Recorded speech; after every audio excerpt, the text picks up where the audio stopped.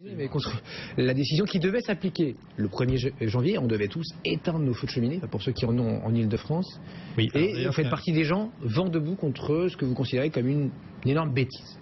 Alors d'abord, c'est une mesure administrative, donc c'est même pas une mesure qui a été décidée par le Parlement, c'est une mesure qui a été décidée par la région Île-de-France et la précédente ministre de l'Environnement l'a complètement validée devant le Sénat quand elle était interrogée sur le sujet. Ce genre de mesure, il faut que les gens comprennent que ça fait 2 ans qu'on y réfléchit, qu'elles sont débattues, etc.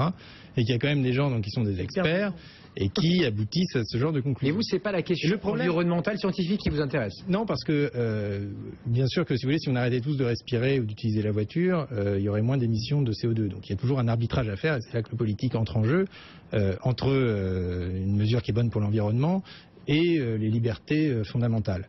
Et ce qui est important, c'est de tracer la limite. Et je pense que, justement, les experts ont sous-estimé le rôle du feu dans la civilisation. C'est pas rien de faire un feu. Et un feu ouvert, ils disent, parce qu'il faut interdire les feux ouverts, mais ils laissent les feux fermés. Alors, d'ailleurs, j'ajoute que c'est une mesure parfaitement inapplicable, qui, du coup, contribue au mépris du citoyen, la loi. Parce que vous n'allez pas imaginer des gendarmes qui vont venir chez vous vérifier qu'il n'y a pas de feu, ou qu'il y a du feu, ou des voisins qui vont vous dénoncer. Enfin, ça marche sur les pneus qu'on fait brûler, là. Donc ça contribue à l'absence totale de respect qu'ont les gens pour le pouvoir quand on leur impose des choses qui sont aussi ridicules et surtout aussi inquisitrices, parce que c'est vraiment, on vous touche. Mais ce que je disais sur le feu, c'est que le feu, c'est pas rien, et donc c'est pas juste un choix énergétique d'aller du feu à l'électrique, par exemple. C'est vraiment un choix de civilisation.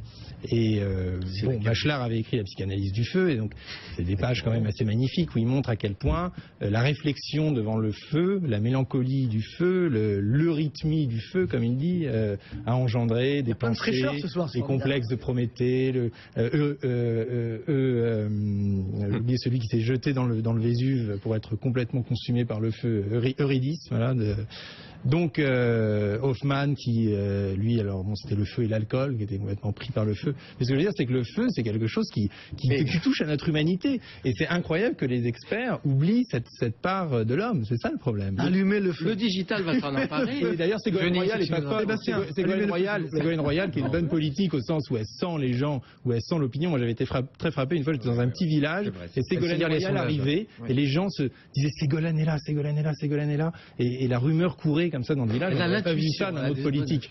Et elle a tout de suite compris ce que signifiait le feu pour les gens. Le jour où l'État veut vous interdire le feu, c'est la guerre du feu. Très beau film. Très beau.